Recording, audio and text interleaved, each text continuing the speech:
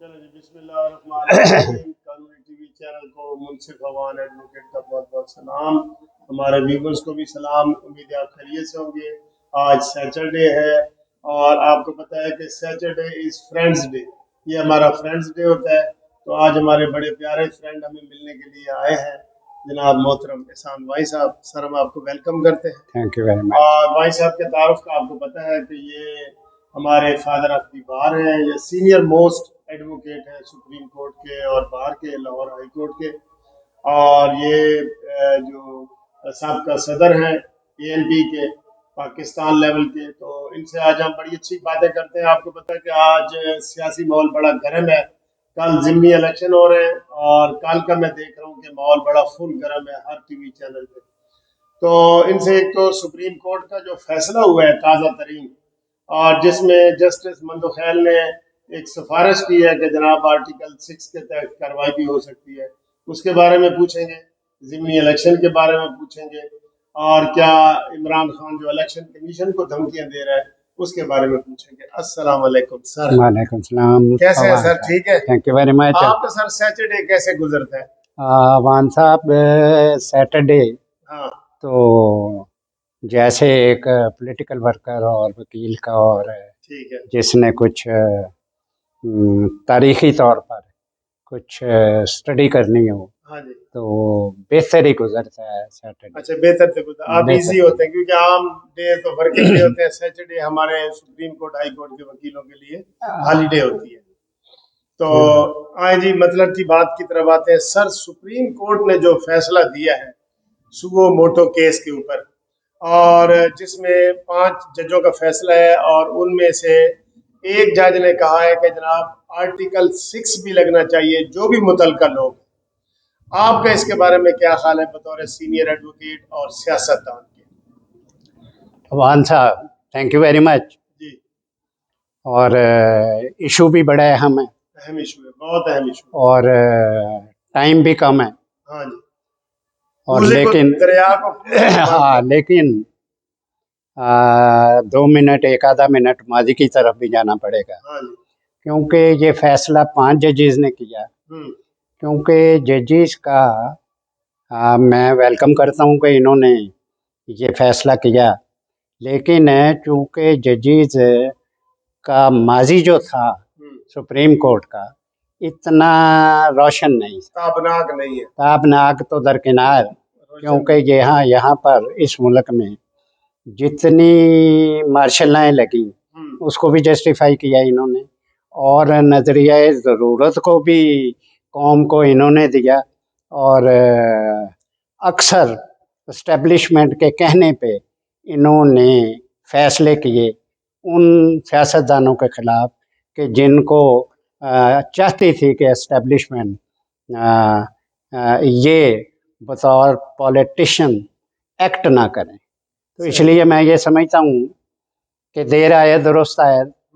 और आप ये हैरान होंगे कि 5 ही जज थे जिन्होंने मियां नवाज शरीफ के ख़िलाफ़ गलत फैसला दिया, जिन्होंने पनामा का फैसला अकामा की बुनियाद पे दिया। और हैरान कुन बात यह है कि ये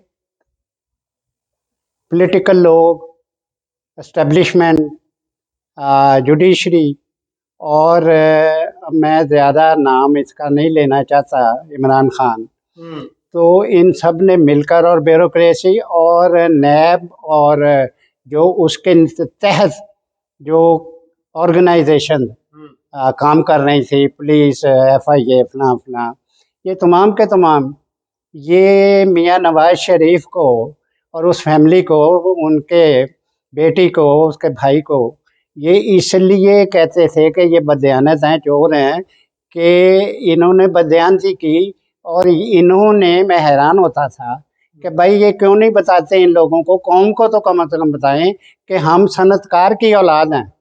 यहाँ पर इस मुल्क में 1940 में जो 2 सनतकार थे, एक तो मियाँ शरीफ थे और दूसरा वो थे अपना बटाला के। अच्छा। 2 ही सनतकार थे। शुरू से अमीर है पाकिस्तान। नहीं, अमीर को छोड़े, सनतकार थे। ये हैरान कुन बात है कि ये इनसे इंक्वायरी करते थे, तफ्तीश करते थे कि ये तुमने कमीज़ कहाँ से ली, ये तुमने गाड़ी कहाँ से ली, ये तुमने ये कहाँ से लिया। मेरा मतलब है कि जिसको इत्तेफाक फाउंड्री इस मुल्क में सबसे पहली फाउंड्री थी, जिसको भुट्टो साहब ने, भुट्टो मरहूम ने नेशनलाइज किया, नेशनलाइज करके ब्यूरोक्रेसी के हवाले करके, और उसे उन्होंने सारी इंडस्ट्री बर्बाद कर दी भुट्टो साहब ने। उसके बाद इन्होंने फिर मेहनत की, कहीं सऊदी अरेबिया में लगाई फैक्ट्री, कहीं यूएई में लगाई। इसलिए मैं ये समझता हूँ कि इंतहाई बदयांती है कि मियाँ नवाज शरीफ के ख़िलाफ़ बदयांती का इल्ज़ाम लगाना जो है, ये बज़ाते खुद एक बदयांती। तो इसलिए अब हम आ जाएं इधर, क्योंकि ये इसलिए मैं सियासी बात कर दूं कि मियाँ नवाज शरीफ इन्हें एस्टेब्लिशमेंट को इसलिए माफ़क नहीं आता था कि वो हर चीफ ऑफ स्टाफ को कहता था कि दखल ना दो। ये नहीं कि मौजूदा चीफ ऑफ स्टाफ है, पहलों से भी उसका यही झगड़ा था कि हम सियासी लोग हैं, इलेक्ट होके आए हैं, आप हमें कहते हैं कि ये करो और ये ना करो। और ये वाहद पॉलिटिकल शख्सियत थी इस मुल्क की जिसने उनको कन्फ्रंट किया। और यहाँ तक रहा कि मोहतरमा बेनज़ीर भुट्टो को एस्टेब्लिशमेंट ने कहा कि ट्रांसफ़र ऑफ पावर उस वक़्त होगी, तुम्हें इक़्तिदार उस वक़्त मिलेगा कि जब तुम हमारा वज़ीर ख़ारजा लगाओगे। तो उसने वज़ीर ख़ारजा साहबज़ादा याकूब अली ख़ान, जो कि लेफ्टिनेंट जनरल था, उसे वज़ीर ख़ारजा बनाया। तो मियाँ नवाज शरीफ एक पॉलिटिकल और स्ट्रॉन्ग शख्सियत थी, वो कन्फ्रंट करते थे, कहते थे नहीं मानता भाई कि आप दखल ना दे। इस वजह से ये सब कुछ हुआ। और वो फैसला जो था मियाँ अवान साहब, वो एस्टेब्लिशमेंट के कहने पे मियाँ नवाज शरीफ को नाअहल करार दिया गया और उन्हें नैब से सज़ा भी दिलवाई गई। और नैब से सज़ा के लिए एक सुप्रीम कोर्ट के जज को मुकर्रर किया गया, जस्टिस एजाजुल एहसन को, कि भाई जाओ सुपरवाइज करो और इन्हें सज़ा कराओ। ये तो है हमारी साबका हिस्ट्री। और मैं एक फ़िक्रा कहता चलूँ तारीख़ के हवाले से कि इस मुल्क में अगर थोड़ी बहुत जमहूरियत जो आई है, जो है थोड़ी बहुत कह रहा हूँ, क्योंकि 35 साल तो डायरेक्टली मिलिट्री डिक्टेटर्स ने हुकूमत की और 35 साल इनडायरेक्टली की कि जो पॉलिटिकल लोग आए उनको कहते रहे ये करो और ये ना करो। लेकिन जितनी इस मुल्क में जमहूरियत आई, वो सिर्फ़ और सिर्फ मोहतरमा फ़ातिमा जना, जिसको मादरे मिल्लत भी कहते हैं, उनकी, और ख़ान अब्दुल वली ख़ान की, जिसने 16 साल कैद काटी जमहूरियत के लिए, उनकी वजह से थोड़ी बहुत जमहूरियत आई। और यहाँ पर एस्टेब्लिशमेंट के ख़िलाफ़ अगर किसी ने एक्ट किया तो वो मियाँ नवाज शरीफ थे। ये 3 शख्सियतें ऐसी हैं कि जिस मुल्क में जिन्होंने एंटी एस्टेब्लिशमेंट मियाँ नवाज शरीफ और जमहूरियत के लिए मादरे मिल्लत फ़ातिमा जना और ख़ान अब्दुल वली ख़ान, इनकी वजह से। अब हम आ जाते हैं आर्टिकल 6 पे। अब ये फैसला जो हुआ, ये सुप्रीम कोर्ट के 5 जजेस ने यूनानिमसली इन्होंने फैसला किया। ये आर्टिकल 6 वाली बात जो है, ये एडिशनल उन्होंने इजाफी बात की, लेकिन तमाम फैसले के वो साथ रहे। ये यूनानिमस फैसला है, यूनानिमसली उन्होंने ये कहा है कि ये आर्टिकल 6 के तहत जाती है बात। ये यूनानिमस है सुप्रीम कोर्ट का। मैं ये नहीं कहता कि पॉलिटिशियन सुप्रीम कोर्ट पे रखें, मैं ये कहता हूँ कि ये वाकई आर्टिकल 6 के तहत आता है।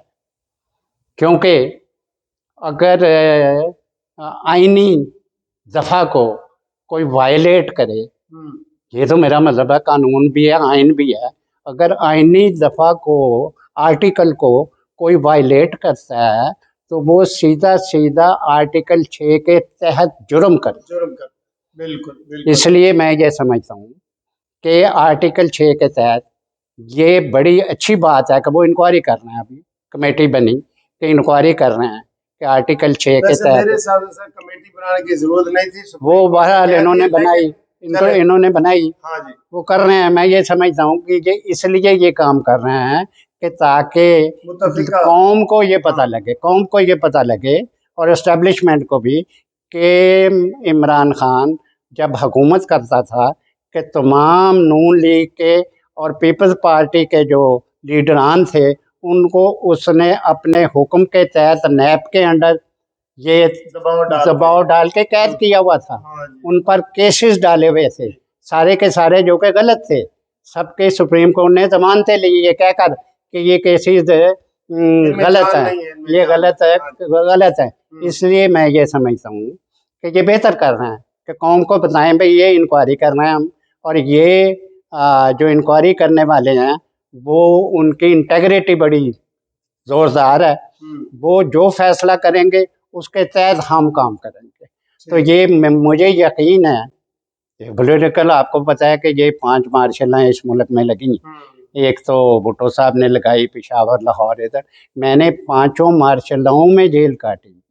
तो इसलिए मुझे ये तजर्बा हासिल है, मुझे ये तजर्बा हासिल है कि ये जो कुछ हुआ, जो कुछ इमरान खान और उसकी कैबिनेट और उसकी पार्टी के चंद लोग, बाकियों को छोड़ें, उन्होंने ये वायलेट किया है आइन के आर्टिकल को, और वायलेट करने की वजह से ये मुतफ़िका फैसला है कि सदर पाकिस्तान, वज़ीर आज़म और स्पीकर, डिप्टी स्पीकर ये फवाद चौधरी को मैं वो पढ़ के जिसने सुनाया, इन 5 मैं फवाद चौधरी बमा 6 ये इनके खिलाफ आर्टिकल 6 के तहत मुकदमा बनता है। मैं ये कहता हूँ कि इन्होंने कोशिश की, मियाँ नवाज शरीफ को क्रेडिट जाता है कि परवेज़ मुशर्रफ के खिलाफ जनरल जिसने मार्शल लॉ लगाई उसके खिलाफ उन्होंने आर्टिकल 6 के तहत मुकदमा किया। बड़ी बड़ी दलेरी और बहादुरी हाँ दिखाई वो भी किया। है। अब पहली दफ़ा किसी ने 70 साल में पहली दफ़ा किसी ने एक मिलिट्री डिक्टेटर के खिलाफ आर्टिकल 6 के तहत मुकदमा कायम किया था। तो वो तो बाहर चले गए चूँकि वो चीफ ऑफ स्टाफ थे और फौज जो है उनको सपोर्ट कर रही थी, और उन्होंने दुबई में ये कहा कि मैं निकल आया हूँ, इसलिए निकल आया हूँ बच के कि मुझे चीफ ऑफ स्टाफ ने सपोर्ट किया और मुझे सुप्रीम कोर्ट को चीफ ऑफ स्टाफ ने कहा कि इसको छोड़ो, तब मैं निकला हूँ।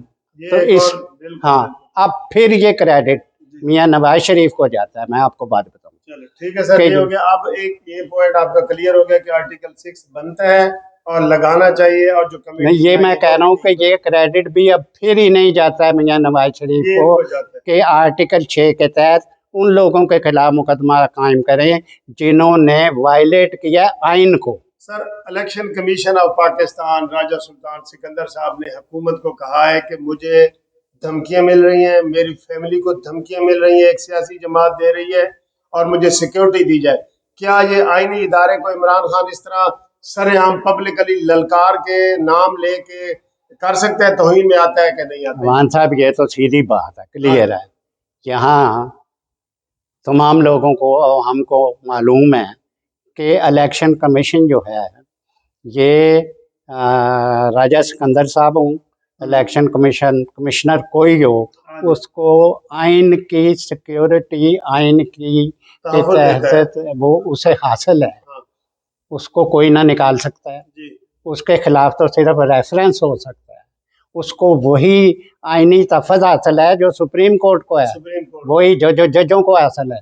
इसलिए मैं ये समझता हूँ कि ये इलेक्शन कमिश्नर को ये जो आज उन्हें धमकियां जो पार्टी दे रही है वही लेके आए, क्योंकि शेख रशीद के रेलवे में वो सेक्रेटरी था और शेख रशीद के मुताबिक कि ये बड़ा ही ऑनेस्ट आदमी है और उसके कहने पे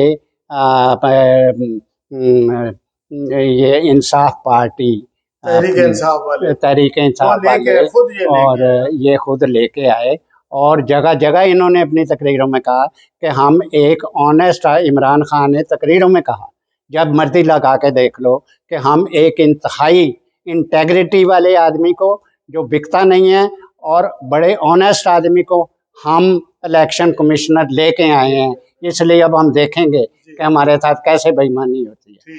अब वही, चूँकि वो शख्स चूँकि बिकता नहीं, उसकी इंटेग्रिटी है, उसकी तारीख है पीछे, एक ब्यूरोक्रेट भी रहा है, उसके मतलब कोई आज तक अभी तक किसी ने नहीं कहा कि इसने हमसे पैसे लेने तो दरकिनार के इसने हमसे पैसे मांगे हैं। अब चूँकि ये इलेक्शन में जब ये हुकूमत में था, उस वक़्त भी नून लीग ने ज़िमनी इलेक्शन जीते थे सारे। अब ये हुकूमत में भी नहीं है। अब चूँकि ना हुकूमत में है, इसको यकीन है कि हम इलेक्शन हार रहे हैं, और फॉरेन फंडिंग वाला भी डाल वही मैं वही अर्ज कर रहा हूँ कि इसको यकीन है इलेक्शन हार रहे हैं। ये एक ग्राउंड बना रहा है ये साबित करने के लिए कि हमें हरवाया किसने है, इलेक्शन कमिश्नर ने और एस्टेब्लिशमेंट ने और जुडिशरी ने, इन तीन ताकतों ने हमें मिलकर हरवाया है, इसलिए मैं नहीं मानता। ये ग्राउंड बना रहा है। और तीसरी बात जो मैं ये बताता चलूँ कि ये इतना दलेर आदमी नहीं है कि कभी ये कहे कि श्रीलंका में आग लगा दी लोगों ने, प्राइम मिनिस्टर हाउस को आग लगा दी। ये यहाँ के पाकिस्तान के प्राइम मिनिस्टर को ये बता रहा है कि वहाँ आग लग सकती है तो तुम्हारे घर को भी आग लग सकती है। तो ये ना इसकी इतनी हैसियत है, ना ये मुल्क जो है पाकिस्तान, ना ये फैशिस्ट है। यहाँ के अवाम पुरअमन हैं, नॉन वायलेंट हैं, और ये जिस किस्म की धमकियाँ ये दे रहा है, ये चाहता है कि वायलेंस फैले, ये कामयाब नहीं होगा।